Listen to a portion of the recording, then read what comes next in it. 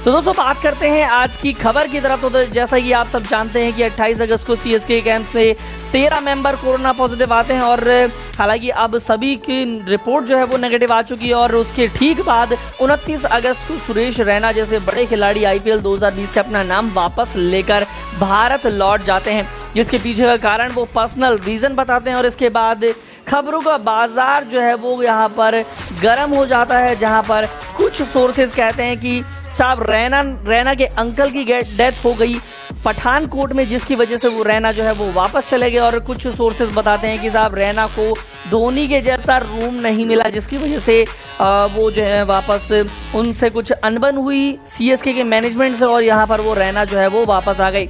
लेकिन दोस्तों वापस आने के 4 दिन बाद खुद रैना ने क्रिकबज़ को दिया एक इंटरव्यू, जिसमें उन्होंने सारी चीज़ों को लेकर खुलासा किया है। अब क्या कहा उन्होंने?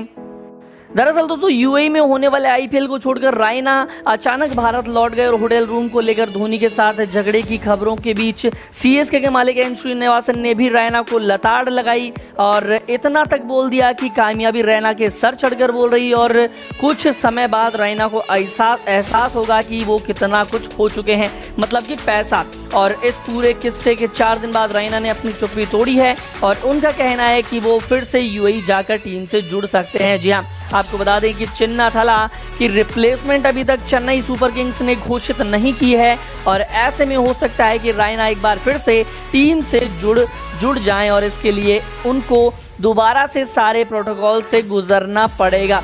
वेबसाइट क्रिकबज़ को दिए गए अपने इंटरव्यू में रैना ने कहा कि उनके और सीएसके टीम मैनेजमेंट के बीच में किसी तरह की कोई भी अनबन नहीं हुई है और फिर चाहे वो किसी होटल रूम को लेकर ही क्यों ना हो, भारत लौटने का फैसला करना काफ़ी मुश्किल भरा रहा था मेरे लिए और सीएसके मेरे परिवार जैसा है और माही भाई मेरे लिए सब कुछ है। तो सुरेश रैना की माने तो चेन्नई सुपर किंग्स के मालिक एन श्रीनिवासन उनके टीम छोड़कर जाने के असल कारणों से अनजान थे। आपको बता दें कि रैना के भारत लौटने के बाद श्रीनिवासन ने एक इंटरव्यू में रैना की बड़ी भूल इसको करार दिया था और सुरेश ने कहा कि श्रीनिवासन मेरे लिए पिता के समान है और उनको पूरा अधिकार है मुझे डांटने का। वो मेरे साथ अपने सगे बेटे के जैसा बिहेवियर करते हैं और मुझे विश्वास है कि उनके बयान को बड़ा चढ़ाकर पेश किया गया है।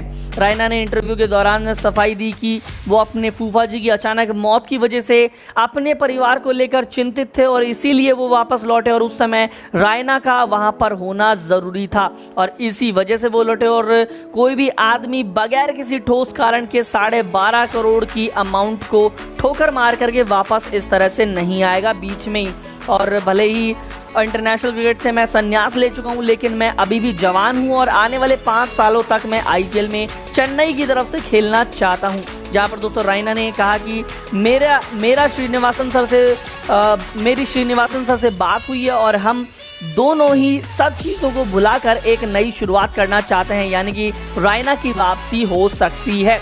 दोस्तों आप क्या चाहते हो कि रैना की आईपीएल में वापसी होनी चाहिए या फिर नहीं, कमेंट करके ज़रूर बताएं। और क्रिकेट और आईपीएल की हर अपडेट के लिए सब्सक्राइब करें हमारे चैनल को और बेल की घंटी को ज़रूर से दबाएं। धन्यवाद।